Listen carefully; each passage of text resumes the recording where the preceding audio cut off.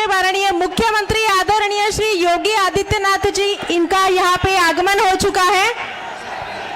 हिंदुत्वाचा धगधगता विचार कृतीत उतरवणारे हिंदू नायक, हिंदुत्वाचा ज्वलंत आविष्कार, उत्तर प्रदेशचे माननीय मुख्यमंत्री श्री योगी आदित्यनाथ जी यांचं या श्री सिद्धरामेश्वरांच्या पावन नगरीमध्ये या ठिकाणी आगमन झालेलं आहे।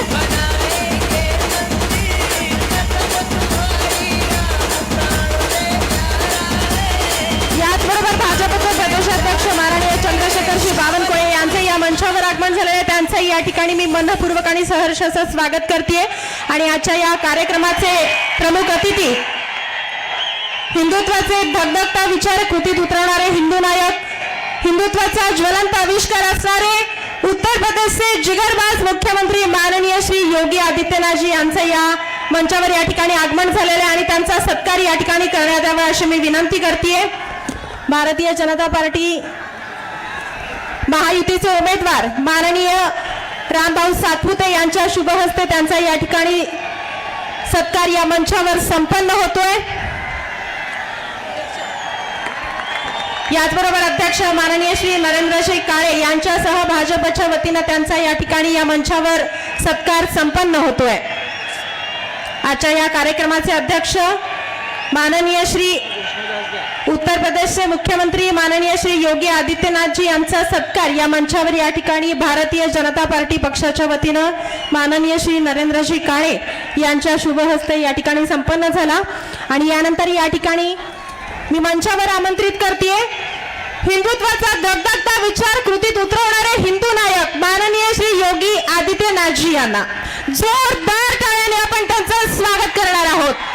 बुलडोजर बाबा की, हिंदू हित की बात करेगा। बुलडोजर बाबा की, बुलडोजर बाबा की, बुलडोजर बाबा की, महाराज जी की। भारत माता की, भारत माता की, भारत माता की। छत्रपति शिवाजी महाराज की, छत्रपति शिवाजी महाराज की, संत विश्वेश्वर महाराज की, संत विश्वेश्वर महाराज की। जय श्री राम, जय जय श्री राम। मंच पर उपस्थित भारतीय जनता पार्टी के प्रदेश के अध्यक्ष, अत्यंत कर्मठ कार्यकर्ता से चंद्रशेखर बावनकुळे जी,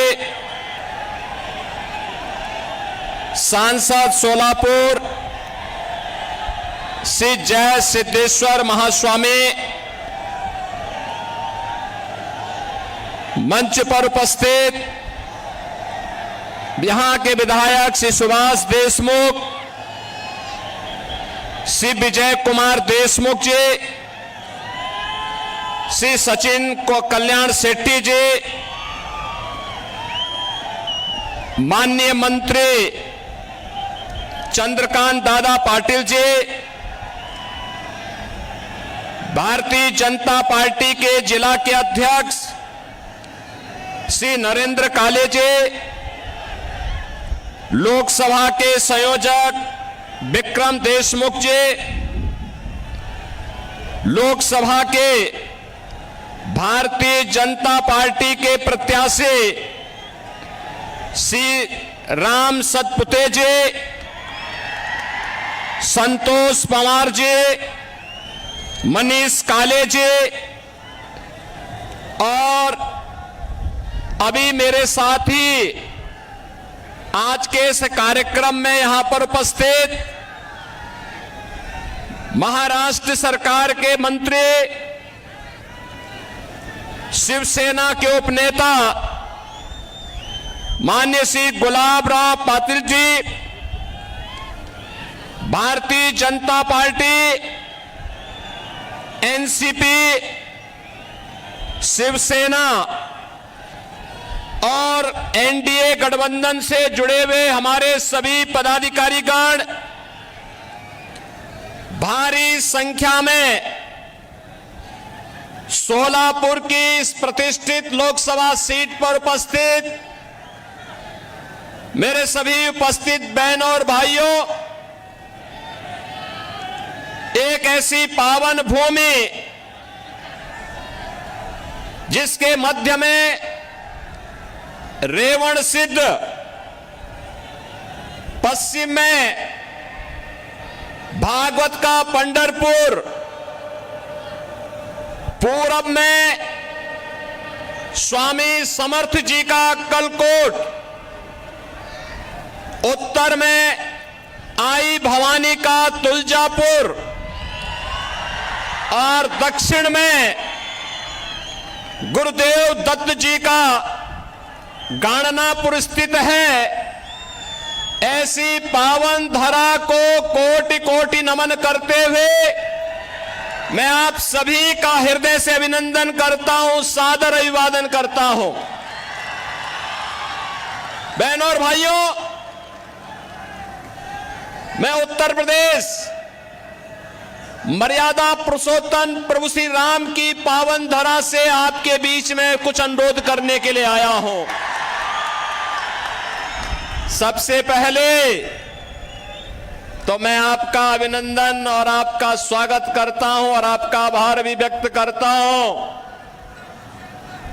कि श्री राम जन्मभूमि आंदोलन के दौरान महाराष्ट्र के हमारे सभी भाजपा शिवसेना के कार्यकर्ताओं ने, महाराष्ट्र के हमारे वीर कार्यकर्ताओं ने जिस आंदोलन में बढ़ चढ़ करके भाग लिया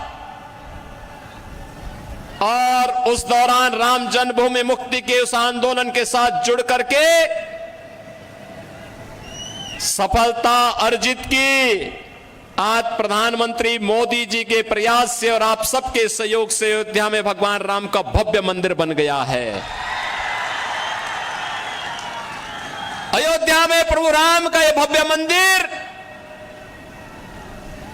हम सब भारतवासियों के लिए भव्य भारत के राष्ट्र मंदिर का एक चित्रण प्रस्तुत करता है।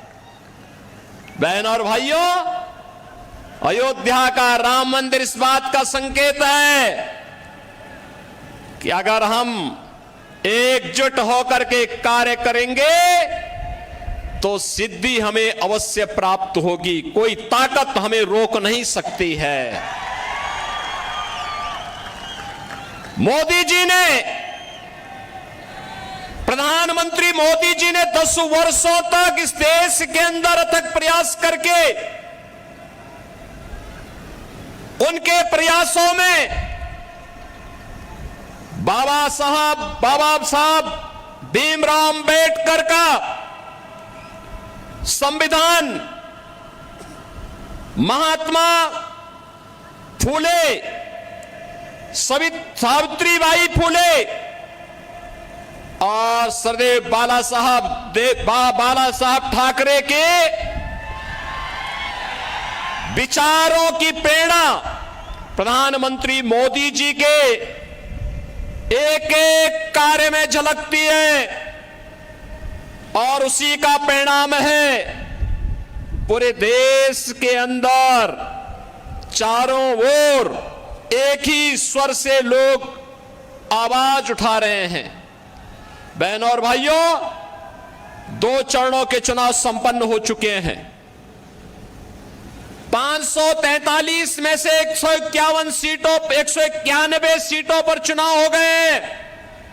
उत्तर, दक्षिण, पूरब, पश्चिम चारों ओर मुझे जाने का अवसर प्राप्त हुआ। कल ही मैं वेस्ट बंगाल में था।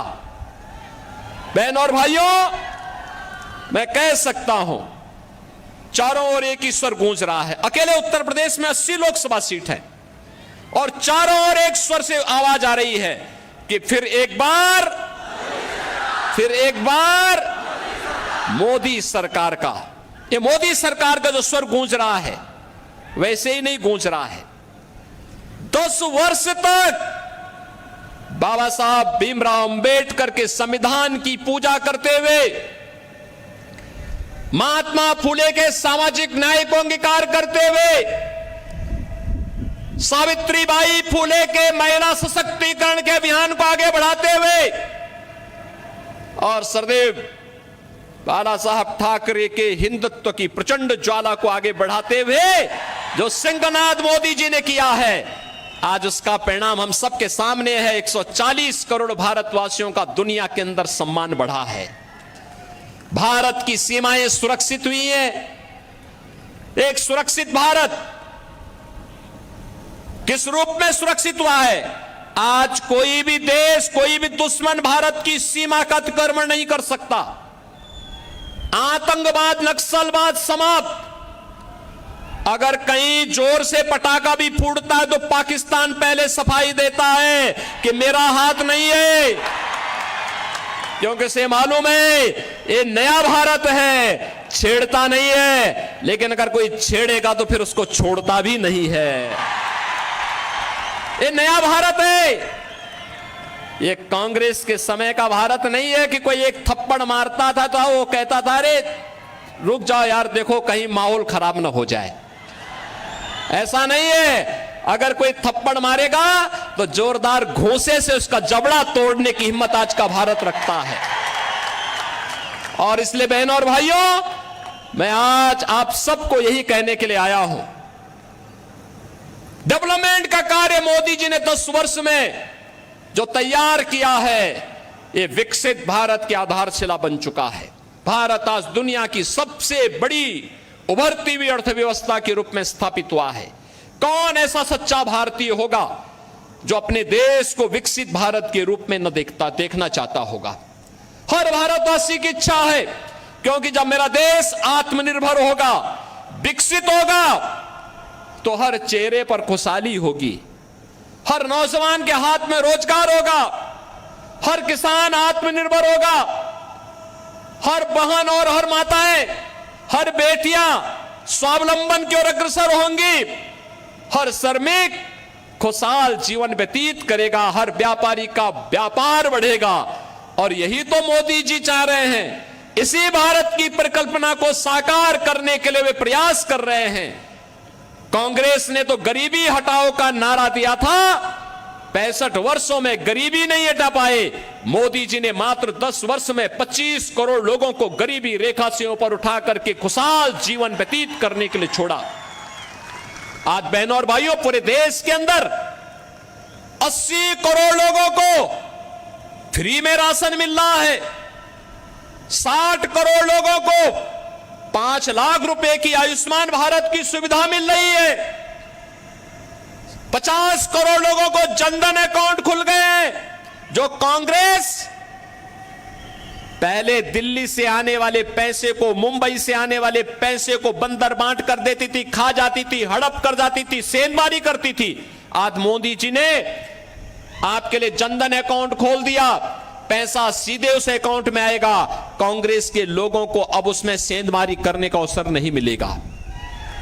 बहनों और भाइयों, 12 करोड़ किसानों को किसान सम्मान निधि, 12 करोड़ घरों में शौचालय बन जाना, 10 करोड़ घरों में उज्ज्वला योजना का LPG का सिलेंडर फ्री में पहुंच जाना और 4 करोड़ गरीबों को एक प्रधानमंत्री आवास मिल जाना, 2.5 करोड़ घरों में बिजली की रोशनी पहुंच जाना, इंफ्रास्ट्रक्चर में highway, railway, metro, rapid rail, IIT, IIM, IIIT, NIT, world class university, 1 district 1 medical college और एम्स की जो श्रृंखला पूरे देश के अंदर खड़ी हुई है, ये नए भारत को विकसित भारत के रूप में प्रस्तुत करने की आधारशिला है। और इसीलिए आज मैं कहने के लिए आया हूं, बहनों और भाइयों, विकास भी है, गरीब कल्याण भी है, सुरक्षा भी है, सम्मान भी है, और उससे भी बढ़कर के है आपकी आस्था का सम्मान। क्या अयोध्या में प्रभु रामलला का मंदिर एक कांग्रेस के लोग बना पाते क्या? ये लोग बना पाते क्या? इनसे उम्मीद करते हैं क्या? कांग्रेस के लोग तो क्या कहते थे राम हुए ही नहीं, और जब राम मंदिर बन गया तो फिर कहते थे कि मंदिर की डेट कब जब राम मंदिर के लिए जब फैसला हो रहा था तो ये क्या कहते थे कि अगर फैसला होगा तो खून की नदियां बहेंगी। अरे हमने कहा देखो हम हैं यूपी में, चिंता मत करो, एक खून की नदियां नहीं, एक मच्छर भी नहीं मरने वाला, चिंता मत करो। बहन और भाइयों, यूपी में पिछले 7 वर्ष में एक भी दंगा नहीं हुआ। 25 करोड़ की आबादी है, एक दंगा नहीं, कोई कर्फ्यू नहीं, और बड़े बड़े माफिया, एक तरफ राम मंदिर बना है और दूसरी तरफ बड़े बड़े माफियाओं का राम नाम सत्य है की यात्रा भी निकल गई है। ये है यूपी। लेकिन मैं केवल आपसे कहने के लिए आया हूं, ये लोग आपकी आस्था का सम्मान नहीं कर सकते, कांग्रेस के लोग नहीं कर सकते। जो लोग आपको गुमराह कर रहे हैं बहनों और भाइयों, ये वही कांग्रेस है जिसने राम के अस्तित्व पर प्रश्न खड़ा किया था, और यही कांग्रेस है जिसने हिंदुओं को अपमानित करने के लिए हिंदू आतंकवाद का शब्द भी दिया था। हिंदू आतंकवाद, क्या हिंदू आतंकवादी होता है क्या? ये कांग्रेस के लोगों को क्या हो गया था? यूपीए की सरकार थी और तब इन्होंने हिंदू आतंकवाद शब्द भी दिया था।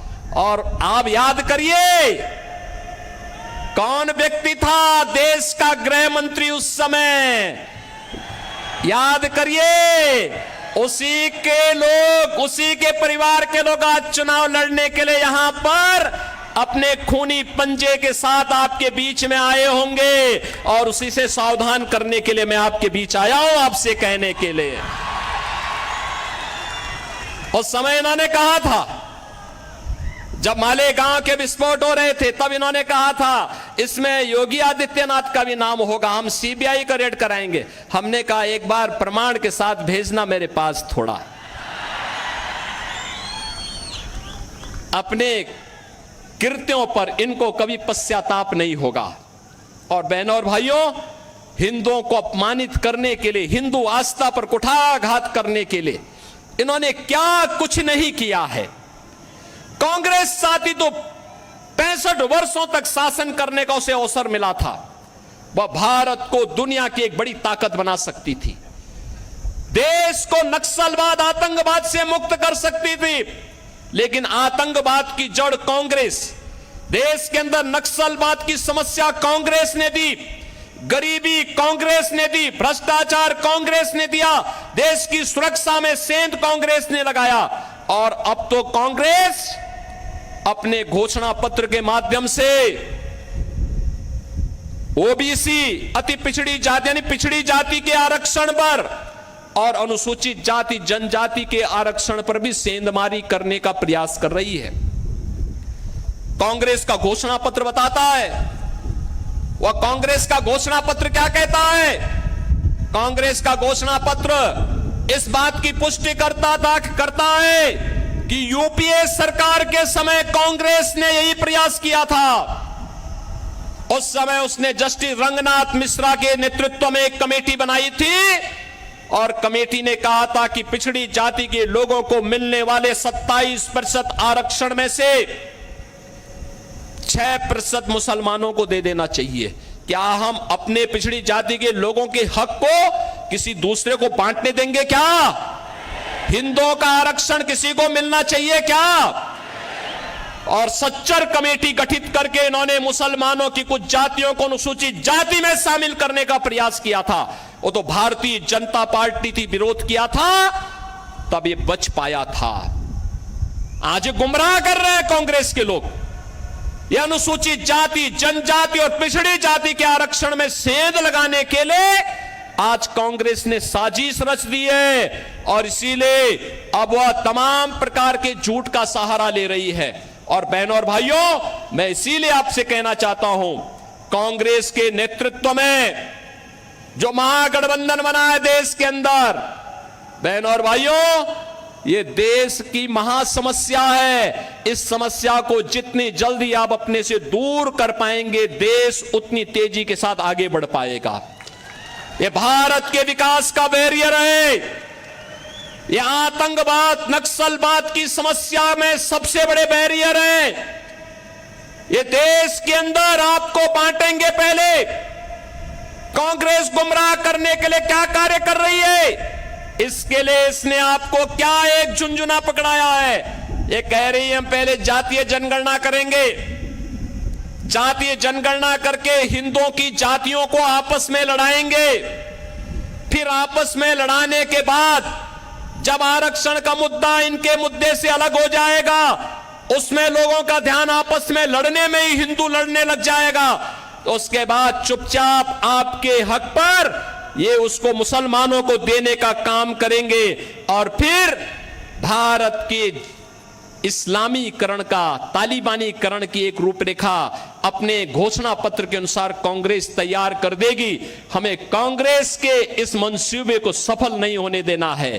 बहनों और भाइयों, इस देश का फिर से मजहब के आधार पर बंटवारा नहीं होने देना है और इसके लिए चाहे कोई भी कुर्बानी देनी पड़े, हमें इसके लिए अपने आप को तैयार करना है और इसीलिए हम आए हैं।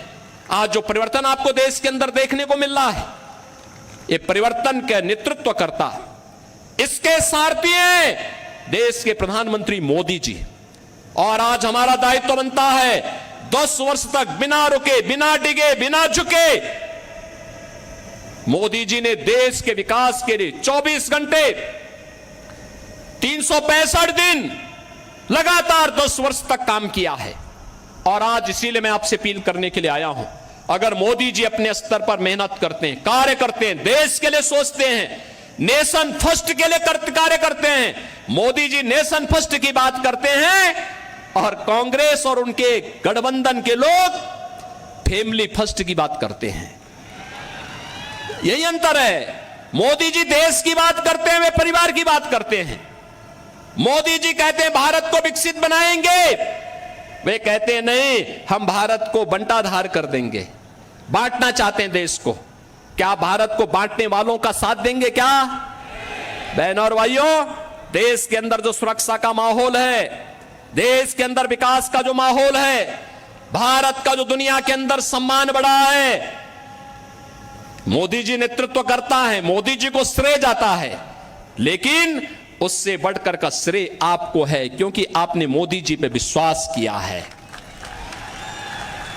और इसीलिए इसके लिए मैं आपका अभिनंदन करता हूं और इसीलिए आपसे अपील करता हूं, आपका एक वोट, आपका एक वोट अगर गलत दिशा में जाता है, आतंकवाद का पुराना दौर वापस आ जाता है। लेकिन अगर भारतीय जनता पार्टी के पक्ष में जाता है, आत्मनिर्भर और विकसित भारत की परिकल्पना को साकार करता है।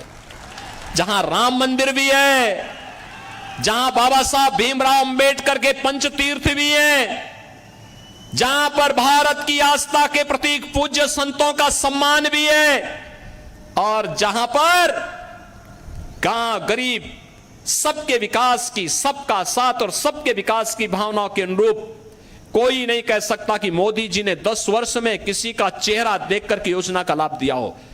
भारत का नागरिक हो, जरूरतमंद हो, उनको योजना का लाभ मिलना चाहिए। मोदी जी ने पहले दिन कहा सबका साथ, सबका विकास।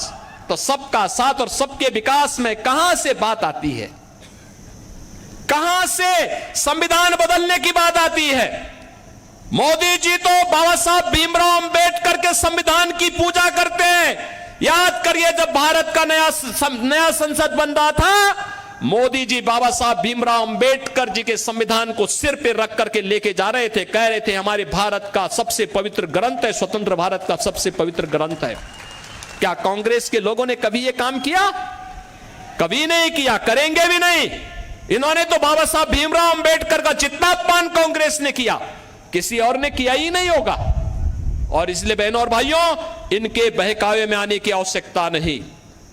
याद रखना, जिन लोगों ने राम मंदिर के मार्ग में रोड़े अटकाए हैं, जिन लोगों ने हिंदुओं को आतंकवादी कहा है, हमारा वोट अगर उनकी तरफ जाता है तो बहनों और भाइयों, आने वाली पीढ़ी कभी हमें माफ नहीं करेगी, कभी माफ नहीं करेगी।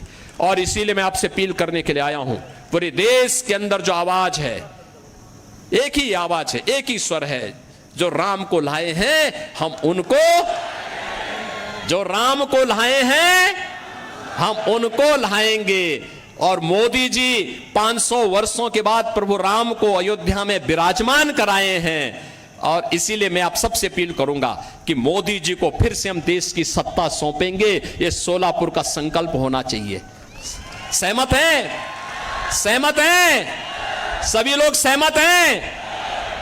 श्री राम भाई सतपुते को भारी बहुमत से विजयी बना के भेजेंगे, लेकिन आपको घर घर जाना पड़ेगा, मोदी जी का प्रतिनिधि बन करके जाना पड़ेगा। जाएंगे? श्री चंद्रशेखर बावनकुले जी का प्रतिनिधि बन करके जाना पड़ेगा। जाएंगे? श्री देवेंद्र फडणवीस का प्रतिनिधि बन करके जाना पड़ेगा। जाएंगे? मुख्यमंत्री शिंदे जी का प्रतिनिधि बन करके जाना पड़ेगा। जाएंगे? सभी लोग सहमत हैं? बहनों और भाइयों, आप अगर जाएंगे, भारी बहुमत से विजयी बनाएंगे, तो आपको भी हम आश्वासन देते हैं, जैसा परिवर्तन आपको यूपी में दिखाई दिया है, वैसे ही परिवर्तन पूरे देश के अंदर भारतीय जनता पार्टी सरकारों के अंदर देखने को मिलेगा। सहमत है ना? सभी लोग सहमत हैं? तो फिर मेरे साथ बोलेंगे, भारत माता की, भारत माता की, भारत माता की, वंदे वंदे वंदे। इस गीत के जरिए अपने निजी YouTube चैनल पर डाल रहा हूँ, आपको पसंद लहराएंगे। यूपी में फिर से हम भगवा लहराएंगे, यूपी में फिर से हम भगवा लहराएंगे।